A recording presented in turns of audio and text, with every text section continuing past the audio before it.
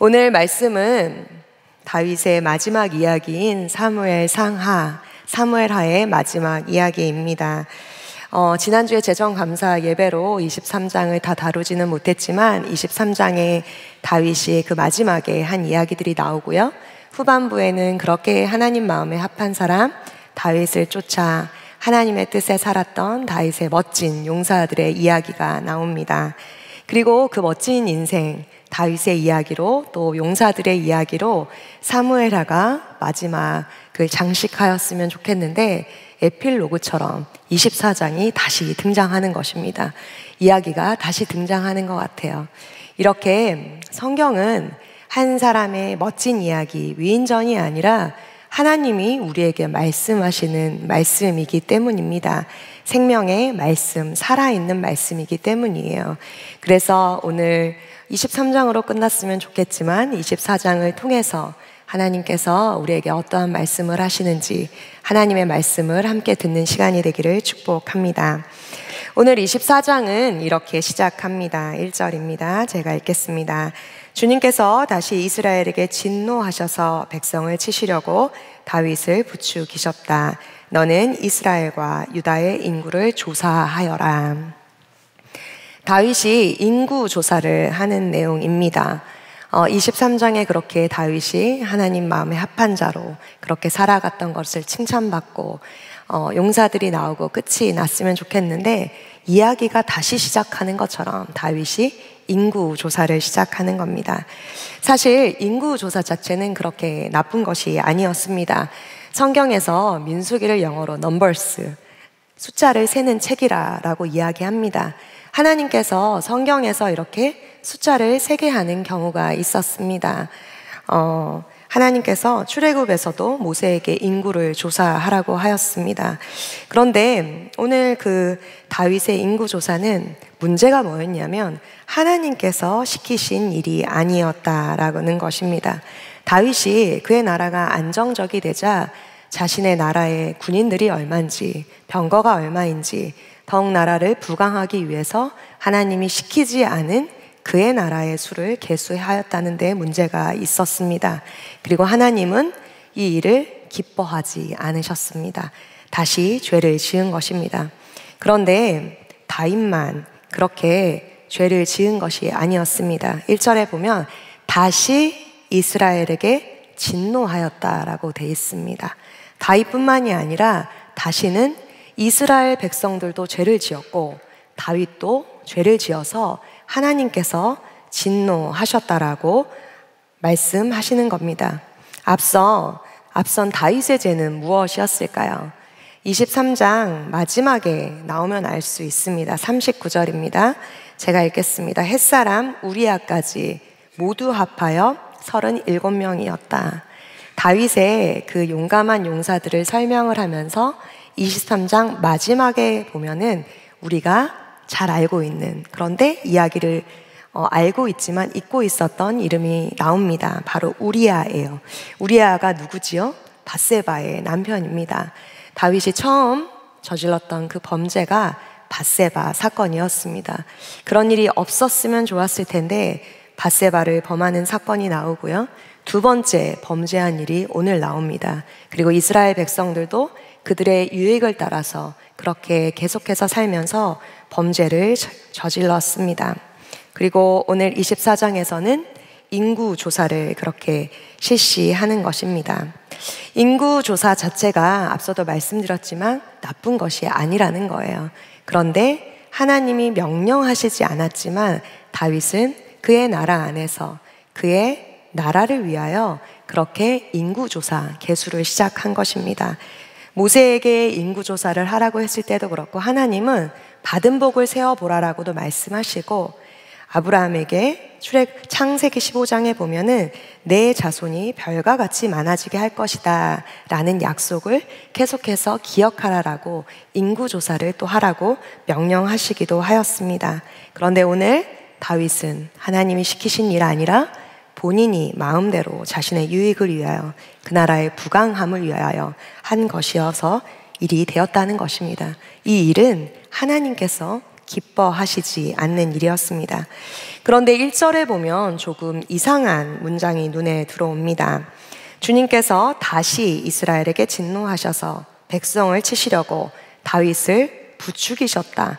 너는 이스라엘과 유다의 인구를 조사하여라. 어떠세요? 하나님께서 시키신 일이 아니라고 하는데 다시 이스라엘에게 진노하셔서 다시 이스라엘이 범죄를 저질러서 백성을 치시려고 여기까지는 이해되지만 하나님이 다윗을 부추기셨다는 거예요. 그리고 너는 이스라엘과 유다의 인구 조사를 하여라. 아니, 하나님이 시키신 일인데, 부추기신 일인데 왜 하나님이 벌을 내리셨을까? 이런 생각 하시지 않으셨습니까? 저는 어렸을 때 이 말씀을 읽으면서 왜 가만히 있는 다윗을 부추겨서 죄를 짓게 해놓고는 왜 또 화를 이렇게 내시나? 라는 생각이 들었습니다. 그런데 이 같은 사건이 역대상 말씀에 있습니다. 역대상 21장 1절 말씀입니다. 사탄이 이스라엘을 치려고 일어나서 다윗을 부추겨 이스라엘을 조사하게, 인구를 조사하게 하였다. 그렇다면 여기 좀 더 헷갈리시죠? 하나님이 부추기셨다는 건가? 사단이 부추겼다는 건가? 우리는 어떠한 것을 믿어야 되나? 이러한 생각을 하실 수 있겠습니다. 저도 그랬습니다. 그런데 그런데 이게 헷갈리는 이유가 우리가 살아가면서도 이러한 일들이 있지 않으십니까? 어떠한 사건이나 내가 원하지 않은 일들이 일어날 때 이것이 하나님으로부터 온 것인지 사단으로부터 온 것인지 분별하고 싶을 때가 많이 있습니다. 알고 싶으시죠? 저도 그럴 때가 참 많이 있어요. 어떠한 일들이 일어날 때 하나님, 이것은 하나님이 나를 시험하시는 겁니까? 아니면 사단에게 온 겁니까? 성경에 보면은 하나님으로부터 온 시험은 테스트이고 사단으로부터 온 시험은 템테이션이라고 합니다. 테스트는 좀 더 우리가 연단받아 주님 앞에 나오기 위함이고 템테이션은 유혹에 빠지게 하기 위함입니다. 어떠한 사건 앞에서 이러한 것들, 테스트인지 템테이션인지 계속해서 묻고 나아갔던 적이 있습니다. 그런데 그렇게 묻는 내게 주님이 다시 한번 물으시는 겁니다. 너는 그 일이 왜 테스트인지 템테이션인지 구별하기 원하냐? 그것이 왜 궁금하냐? 이렇게 물어보시는 거예요. 그럼 제가 뭐라고 얘기했겠어요? 궁금하지 않겠어요? 궁금해야 반응을 할 거 아니에요. 그런 생각이 들었는데 이내 제 마음 가운데 하나님이 다시 한번 질문하셨습니다. 어떠한 질문이었냐면 테스트인지 템테이션인지 분별하기 전에 너의 마음의 중심이 어디에 있냐라고 물으시는 거예요. 테스트인지 템테이션인지 묻기 전에 너의 마음의 동기가 어디에 있느냐. 어떠한 사건이 일어날 때 우리가 해야 되는 것은 이것이 테스트인지 템테이션인지 분별하는 것도 중요하나 이 사건을 대하는 내 마음의 동기가 무엇인지 하나님께 물어야 된다는 거예요. 그리고 하나님께 그 동기를 묻고 내가 이 사건 앞에 주님이라면 어떻게 하셨을까 묻고 대응해야 된다는 겁니다.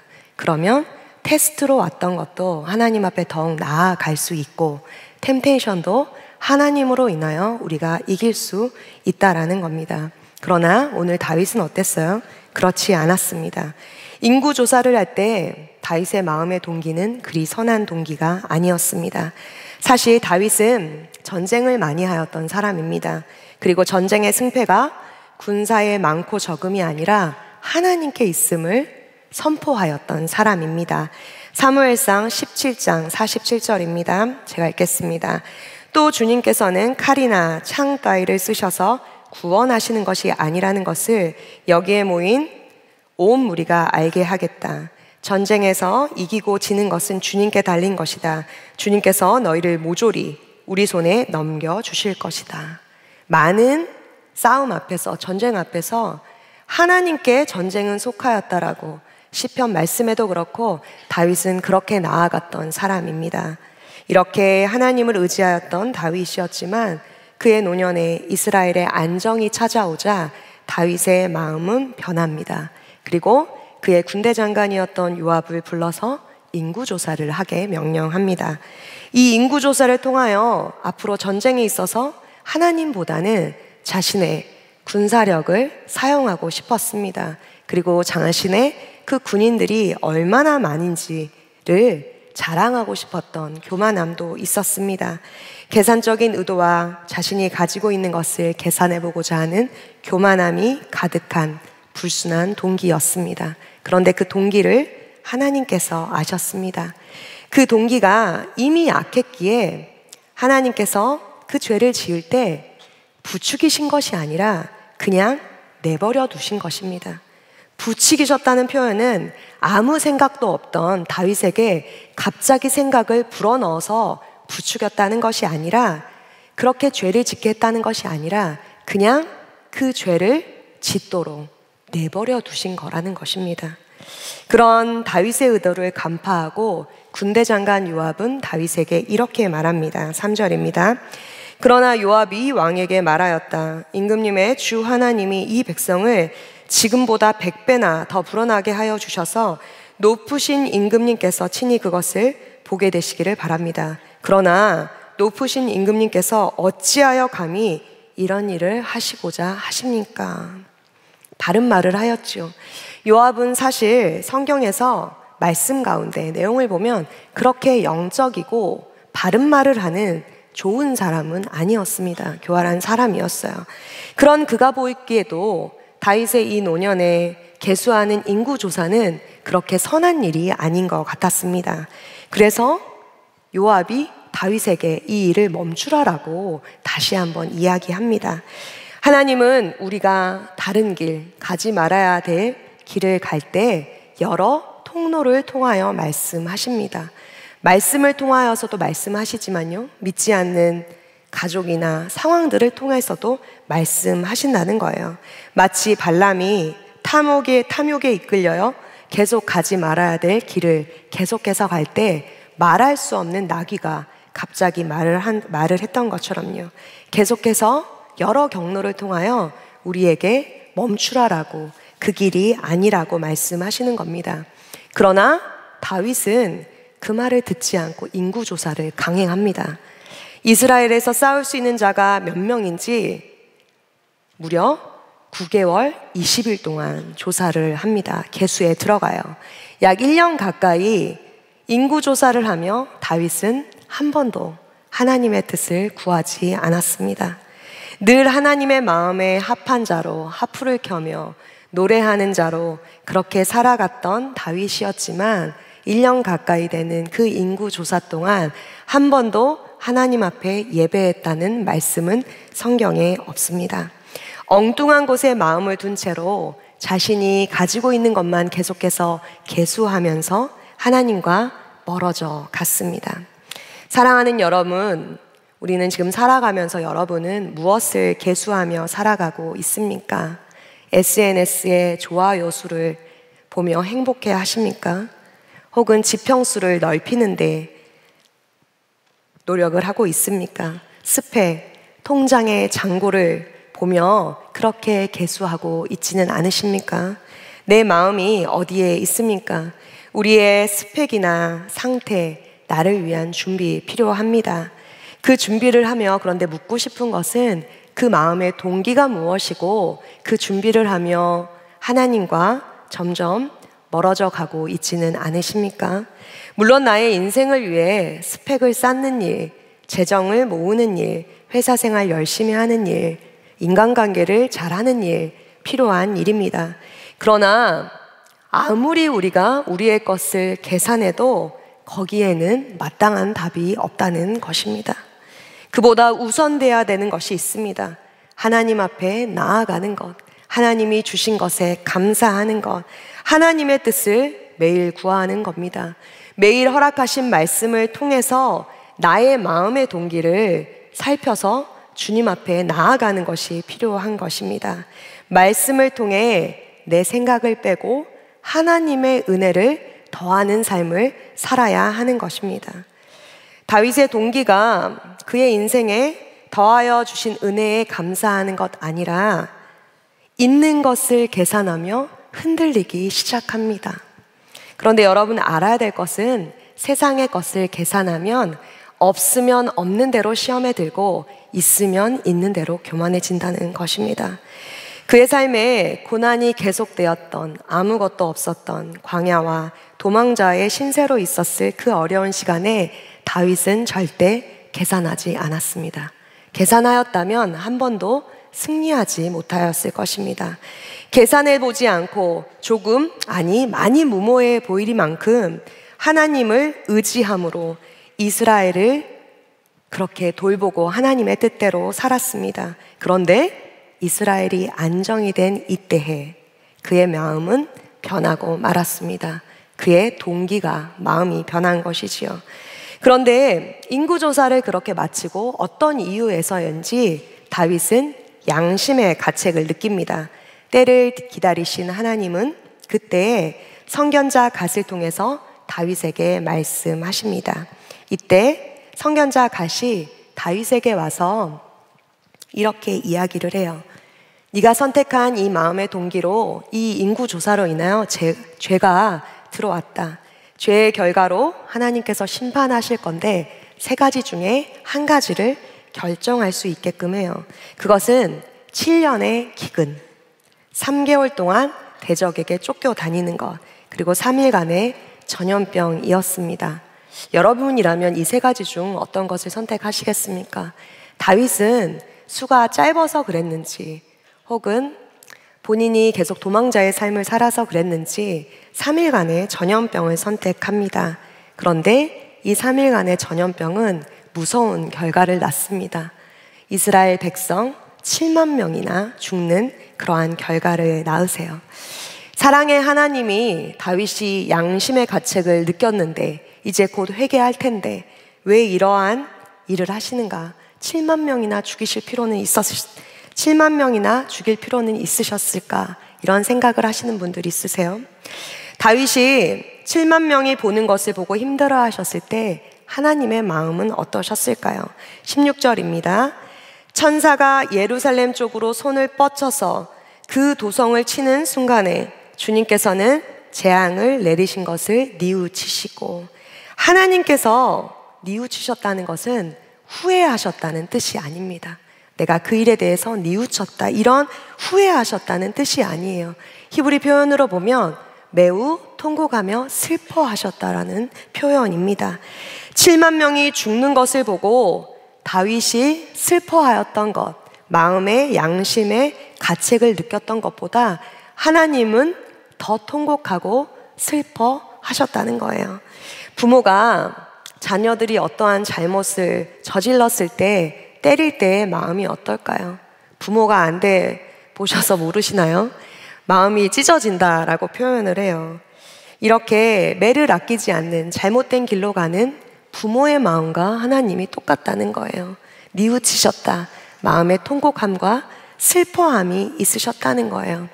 그 슬픈 마음으로 하나님은 죽음의 천사가 계속해서 사람들에게 그렇게 사람들을 죽일 수 있는 그 상황에 예루살렘에 있는 아라우나의 타작마당에 이르렀을 때 그 형벌을 그치라 라고 이야기합니다.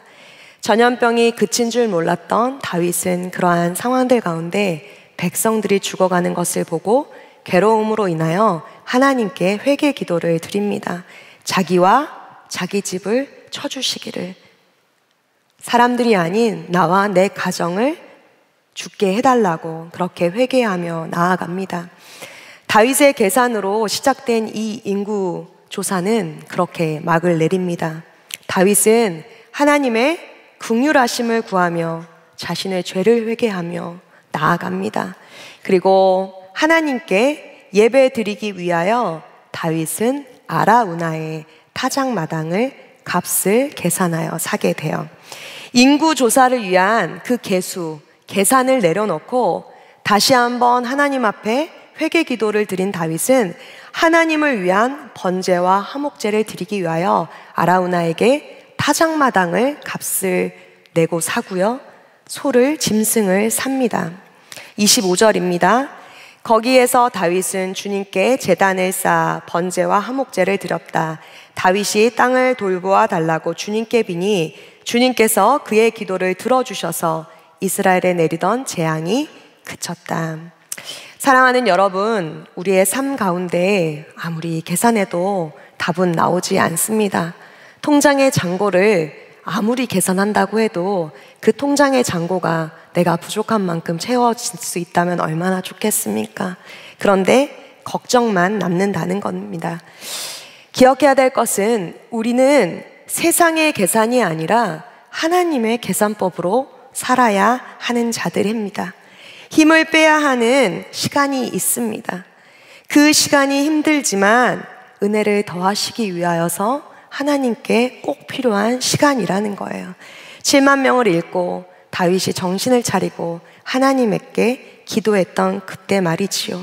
힘을 빼야 우리의 생각, 그 힘을 빼야 하나님의 은혜가 더하여지는 것을 경험한다는 것입니다.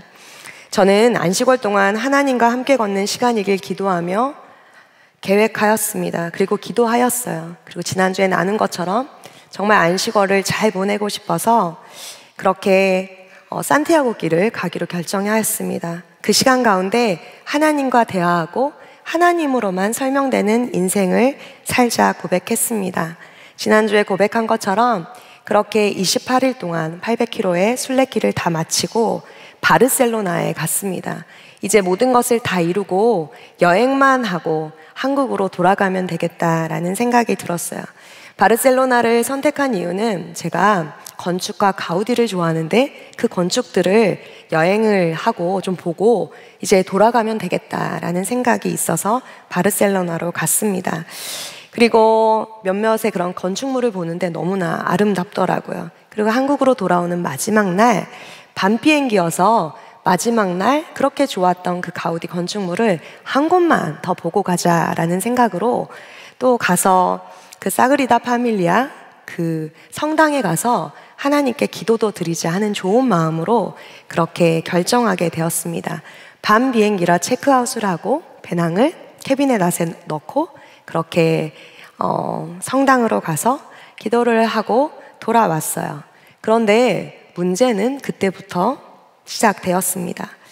여행을 마치고 모든 게 좋았다라는 마음으로 또 800km를 걸었다는 마음으로 너무나 의기양양하였습니다. 얼마나 의기양양했냐면 바르셀로나 시내에서 한 번도 버스나 정말 그 대중교통을 이용하지 않고 다 걸어 다녔어요. 좀 1시간 20km 이 정도는 걸을 수 있지. 내가 건강하니까. 이런 마음으로요. 의기양양하게 그렇게 빠른 걸음으로 걸어 다녔어요. 그런데 돌아와서 문제가 일어난 것입니다. 문제는 이제 그 캐비넷 안에 있는 배낭을 빼서 공항으로 가면 되는데 어떻게 됐을까요? 그 캐비넷이 유로로 해서 번호를 넣고 이렇게 기계식으로 잠그는 배낭인데 한 50개의 캐비넷이 있어요. 그런데 그 캐비넷에 있어야 될 제 배낭이 없는 것입니다. 도난을 당한 거예요. 도둑 맞은 거예요. 쉽게 얘기해. 갑자기 머리가 하얘졌습니다. 그리고 50개가 넘는 캐비넷에 왜 하필이면 내 것이 없어졌을까라는 생각이 들었어요. 설명되지 않는 상황에 당황스러웠습니다. 안내데스크에 말하니 그냥 도난이 당했다는 겁니다. 어떠한 아랍 사람이 와서 그냥 번호를 누르고 가져갔다는 거예요. 어떻게 보면은 여행했던 사람 중에 순례객이니 거기 안에 뭐 중요한 게 많이 들어 있었겠어요. 근데 제일 가져가도 없는 배낭, 내 배낭이 왜 없어졌을까? 이내 제 안에 여행을 마무리하며 감사가 넘쳤는데 갑자기 그 감사가 없어지고 불평과 걱정이 막 올라왔어요.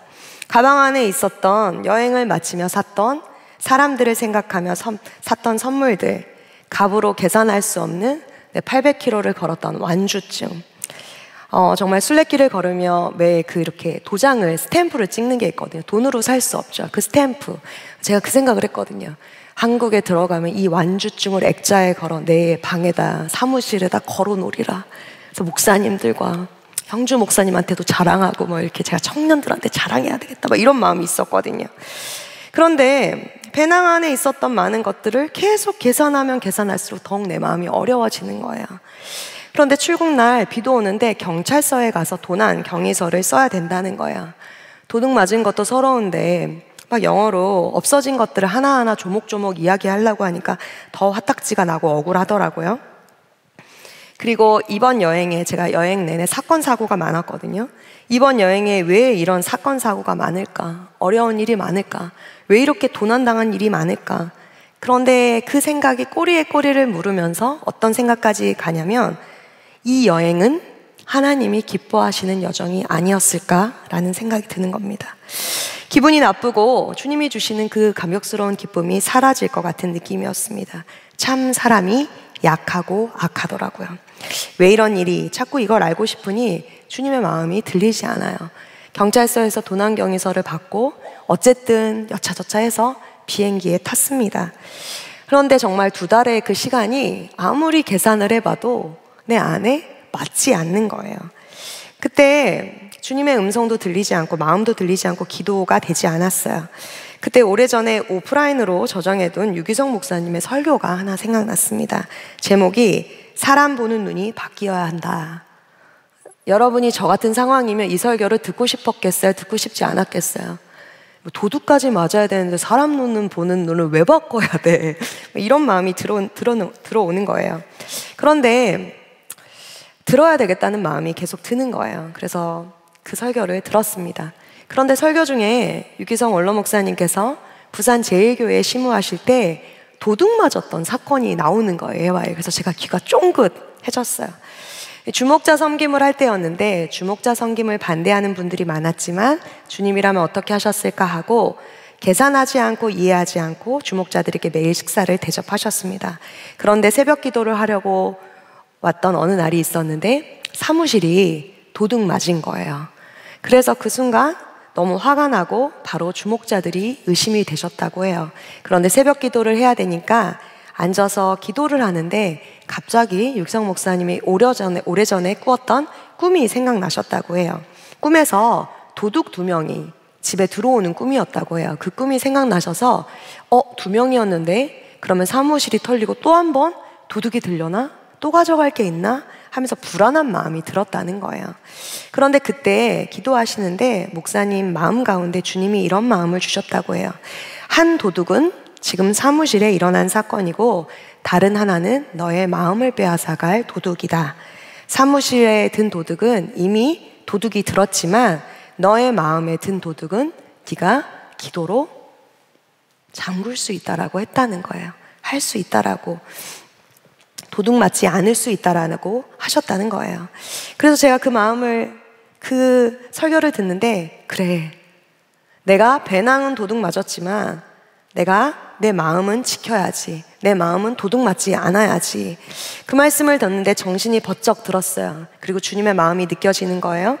제가 며칠 전 순례길을 마무리하며 썼던 일기가 갑자기 생각이 났습니다. 기도가 이렇습니다. 내 삶에 주님만 남길 기도합니다. 내 삶에 주님을 빼면 아무것도 남지 않습니다. 하나님으로만 설명되는 인생이 되게 해주세요. 그 누구도 빼앗을 수 없는, 무엇으로도 채울 수 없는 기쁨으로만 채우소서. 내 삶에 오직 주님만 남아 주인이 되어주소서. 정말 기도한 대로 된 거예요. 사랑하는 여러분, 기도 잘 하셔야 됩니다. 기도한 대로 됐어요. 배낭 안에 큰돈, 여권, 카드는 없었지만 순례길에 받은 내가 나를 내세우려고 했던 모든 것들, 기념했던 것들이 아무것도 남지 않고 주님만 오직 남으신 겁니다. 추억만 남은 거예요. 그런 제게 사단은 이렇게 참소했어요. 이래도 감사할래? 이래도 기뻐할래? 아무것도 남지 않았잖아. 그런데 정말 기도한 대로 된 것이 순간 정신을 차리니 감사하였습니다. 정말 기도한 대로 하나님만 남았구나. 하나님만으로만 설명되는 상황이었구나. 다시 사역의 자리에 가서도 일상을 살아갈 때도 나의 어떠함이 나를 증명하는 것 아니라 내가 계산하는 내 삶이 아니라 하나님으로만 설명되는 사역을 해야 되겠다. 그리고 800km 완주가 걸음에 얻었던 많은 훈장들과 도장들이 완주증이 비록 없지만 나를 증명할 수 없구나라는 생각이 들었습니다. 다윗이 7만 명을 잃고 제 완주증과 잃어버렸던 것들이 7만 명까지는 아니지만 하나님 앞에 나아갔던 것처럼 내가 좋아하는 것, 증명할 모든 것을 잃을 때 진짜를 채울 수 있는 시간입니다. 모든 것을 다 잃을 때 내 마음이 어디에 있는지, 어떠한 것을 구하는지 마음의 동기를 살필 수 있는 때입니다. 사랑하는 여러분, 세상은 오늘도 우리에게 계속 얘기해요. 더 많이 가져야 된다고. 옆에 있는 사람보다 더 많이 가져야 더 누릴 수 있다고, 더 승리할 수 있다라고 현대판 인구조사로 우리에게 있는 것을 자꾸 계수하게 합니다. 그리고 없는 것을 묵상하고 실망하게 해요. 우리는 그러나 알아야 될 것이 그것으로 증명할 자들이 아니라는 거예요. 오늘도 다윗처럼 내 삶의 안위를 위하여, 내 삶의 어떠함을 위하여 하나님께 의지하지 않고 인구조사를 하는 영역이 있으십니까? 계산하는 영역들이 있지는 않으세요? 사랑하는 우리 하나님 앞에 다윗처럼 나아갑시다. 다윗처럼 아라우나의 타작마당에서 드리는 예배를 드림으로 회복하는 우리가 되었으면 좋겠습니다. 사실 여러분, 우리가 알아야 될 것은 아라우나의 타작마당은 하나님께 너무나 특별한 장소였습니다. 이곳은 바로 아브라함이 하나밖에 없는 아들 이삭을 계산하지 않고 하나님이 네 아들 이삭을 내게 바치라라고 할 때 네 하나님 하고 가서 바쳤던 모리아 산이기도 합니다. 그 아라우나의 타작마당 모리아 산에서 아브라함이 아끼지 않고 계산하지 않고 하나님께 드렸을 때 하나님은 아브라함을 위하여 여호와 이레 양을 준비해 주십니다. 그리고 다시 그곳에서 죄를 짓고 실패한 다윗이 무릎 꿇었을 때 그 상한 마음에 예배를 받으신 것입니다. 그리고 이후에 솔로몬에 의하여 이곳에 성전이 지어지는 은혜가 있었습니다. 그리고 또 어떠한 일들이 있었을까요? 이후에 우리의 죄를 위하여, 세상의 죄를 계산하기 위하여 우리 예수님이 못 박히신 골고다 언덕이 이곳인 것입니다. 다윗은 자신의 힘으로 자신의 삶을 계산하려다 철저히 실패했습니다. 그러나 하나님은 그 계산의 자리에서 예배의 자리를 새롭게 하셨습니다. 다시 한번 살 기회를 주셨습니다. 그 계산의 자리, 실패의 자리에서 예수님께서 우리의 죄값을 완전히 계산하셨습니다. 우리가 따로 계산해야 될 것은 아무것도 없습니다. 늘 삶 가운데 계산하고 아무리 계산해봤자 답이 맞지 않고 셈이 맞지 않는 인생 가운데 우리 주님이 우리를 대신하여서 답이 되셨습니다. 오늘도 예배 드리며 예배 드리기 전 내 공로가 얼마나 되는지, 내 인생의 스펙이 어떻게 되는지, 무엇을 더하고 빼야 하는지, 혹은 예배의 자리까지 나왔으면서도 내가 구원받을 자격이 있는지 계산할 필요가 없다는 거예요. 왜요? 우리 예수님이 우리를 위하여 십자가에서 이미 죄값을 계산하셨기 때문입니다. 사랑하는 여러분, 사무엘하를 마지막으로 하나님 나라를 세우는 사람 시리즈가 마무리됩니다. 하나님의 나라를 세우는 사람은 어떤 사람일까요? 죄짓지 않고 완전한, 하나님 마음에 그렇게 합한 완벽한 사람일까요? 아니라는 것입니다. 하나님 마음에 합한 다윗도 매일 무너지고 매일 주님 앞에 나아갔습니다. 하나님의 나라를 세우는 사람은 완벽한 사람이 아니라 실패해도 하나님의 계산법으로 값없는 은혜를 기억하며 오늘도 하나님 앞에 나오는 사람을 하나님께서는 하나님 나라를 위해 사용하신다는 겁니다. 우리가 해야 될 것은 다윗처럼 오늘도 무너질 수밖에 없는 죄인임을 고백하며 다시 하나님 앞으로 나아가는 것입니다. 우리의 삶이 아라우나의 타작마당 되어 아브라함이 드렸던 그 마음, 다윗이 드렸던 그 상한 마음으로 계산이 아닌 믿음으로 나아가는 것입니다. 아라우나의 타작마당처럼 하나님께로 나아갈 때 우리가 회복되고 다시 살 수 있는 것입니다. 이 시간 이 마음으로 우리가 함께 기도하기 전에 찬양할 텐데요. 우리의 어떠한 공로 아니라 하나님의 은혜로 우리가 이 자리에 있는 줄 믿습니다. 이미 십자가에서 계산하신 그 은혜로, 그 핏값으로 우리가 이 자리에 있는 줄 믿습니다. 이 시간 그 마음으로 은혜 아니면 오늘도 내가 무너집니다 하는 마음으로 주께 찬양함으로 나아가겠습니다. 이 시간 하나밖에 없는 그 주님 앞에 다 같이 일어나서 찬양함으로 나아가겠습니다.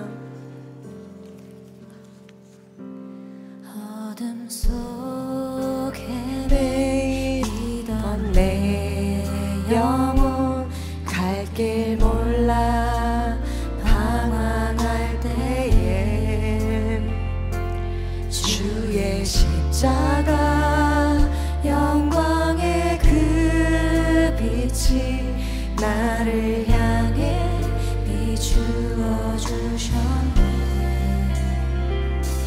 주홍빛보다 더 붉은 내 죄 그리스도의 피로 씻기어 완전한 사랑 주님의 은혜로 새 생명 주께 얻어내. 은혜 아니면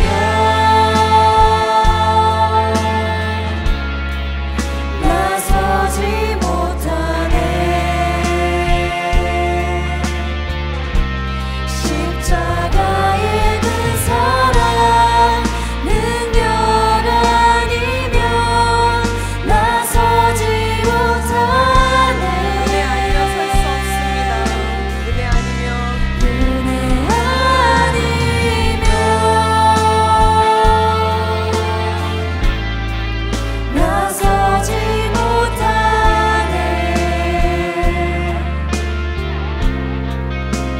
놀라운 사랑 그 은혜 아니면 나서지 못하네. 이 시간 기도함으로 나아가겠습니다. 이 시간 기도할 때 다윗처럼 다시 넘어지는 자, 계속해서 넘어지는 자가 나임을 고백합니다. 그러나 넘어지는 나를 묵상하는 것 아니라 오늘 나를 덮는 하나님의 크심이 다시 일으켜 세우시는 그 하나님을 기억하는 내가 되게 하여 주시옵소서. 나의 계산과 생각으로 살아가는 인생 아니라 하나님의 계산법으로 내 생각을 빼고 하나님의 은혜를 더하는 인생이 오늘 나의 인생이 되게 하여 주시옵소서. 오늘도 나를 위하여 나의 죄를 대신하여 십자가에 달리신 그 사랑으로 사랑하며 살아가게 하여 주시옵소서. 이 시간 주님의 이름 한번 부르시고 함께 기도함으로 나아갑니다. 주여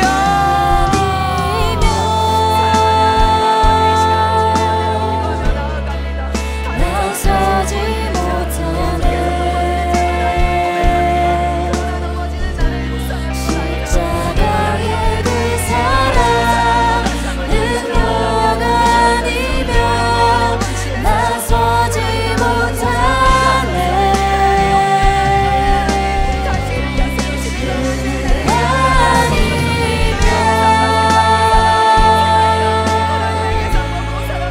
나서지 못하네. 놀라운 사랑 그 은혜 아니면 나서지 못하네.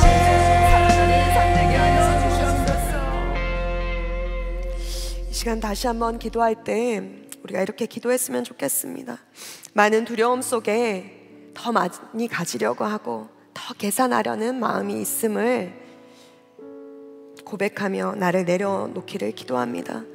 내가 의지하는 가짜 안전장치를 없앨 때가 진짜 안전장치를 하나님을 만날 때임을 믿습니다. 삶을 위한 준비도 필요하나 가장 필요한 것은 하나님께 지금 바로 나아가 나의 상황을 아뢰는 것입니다. 이 시간 기도할 때 하나님, 아라우나의 타작마당에 임했던 그 하나님의 사랑이 오늘 내게 임하게 하여 주시옵소서. 그리하여서 하나님의 그 한량없는 은혜로 아브라함이 드렸던 그 순종과 다윗이 드렸던 그 상한 마음과 예수님이 나를 위해 십자가에 못 박히신 그 사랑이 오늘 내게 임하는 시간이 되게 하여 주시옵소서. 세상이 감당할 수 없는 그 은혜가, 하나님의 계산법이 내게 임하는 오늘 되게 하여 주시옵소서. 나를 계산하는 모든 것들을 내려놓는 하나님, 그러한 은혜가 임하는 시간이 되게 해달라고 이 시간 주님의 이름 한번 부르시고 함께 기도하며 나아갑니다. 주여,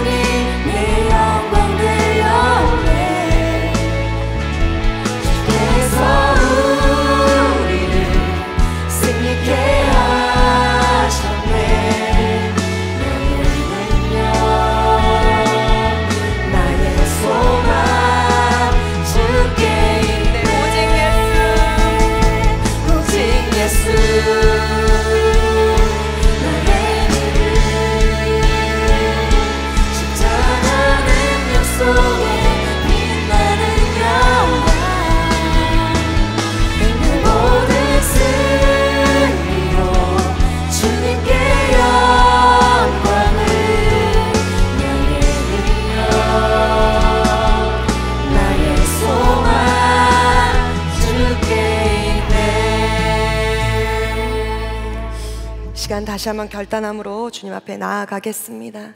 나의 믿음이 오직 주께 있음을 고백합니다. 십자가의 능력이 오직 오늘도 나를 살리심을 믿고 기도하기 원합니다.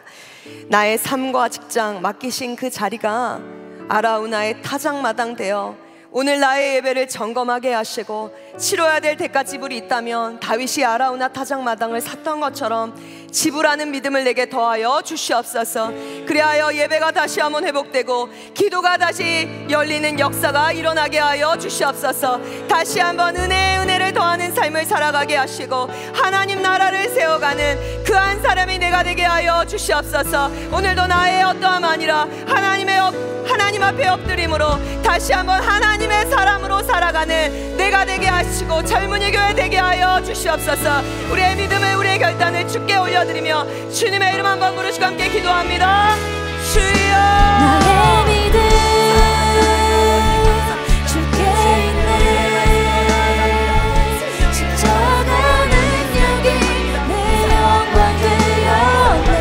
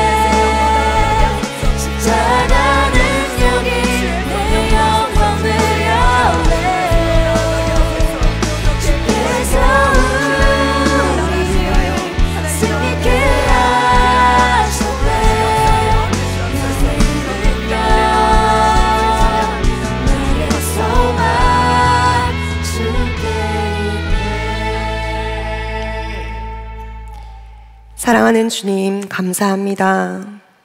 사랑하는 주님이 우리를 이 자리에 부르셔서 우리가 이 자리에 있는 줄 믿습니다. 하나님, 오늘로 하나님 나라를 세우는 사람, 하나님 사무엘하가 마무리를 지었습니다. 그러나 사무엘 상하를 우리가 말씀을 나누며 하나님 기억할 것은 다윗의 어떠함이 아니라 하나님이 계속해서 무너지는 다윗을 부르시고 하나님의 사람들을 세우셔서 하나님의 나라를 이루셨다는 것입니다. 우리가 자격 없는 그 사랑 앞에 오늘도 무너지는 나를 부르신 분이 주님이심을 믿고 기도함으로 나아가는 자들 되게 하여 주시옵소서.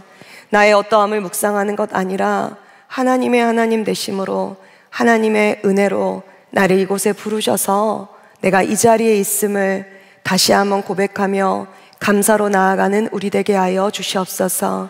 하나님, 아무리 은혜를 입은 다윗이라도 하나님 예배하지 않을 때 하나님 그의 삶을 계산하며 있는 것에 만족하며 인구조사를 하며 주님 앞에 다시 한번 죄를 지은 것을 보게 됩니다. 하나님, 우리의 인생들 가운데 계산할 것이 무엇이 있고 하나님 계수할 것이 무엇이 있겠습니까?